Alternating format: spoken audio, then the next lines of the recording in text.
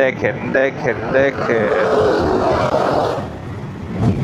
সন্ধ্যার পরের ঢাকা খুলনা হাইওয়েটা আসলে খুবই ডেঞ্জারাস।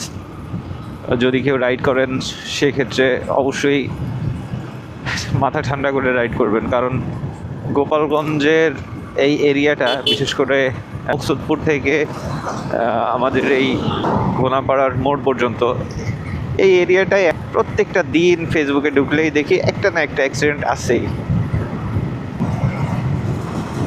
এইখানে যতদূর সম্ভব মাথা ঠান্ডা করে রাইড করবেন, তাছাড়া আসলে কোনো গতি নাই।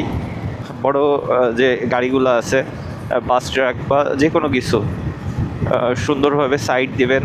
কখনো ওভার স্পিডিং করা উচিত হবে না, বিশেষ করে এই রাস্তাটায়।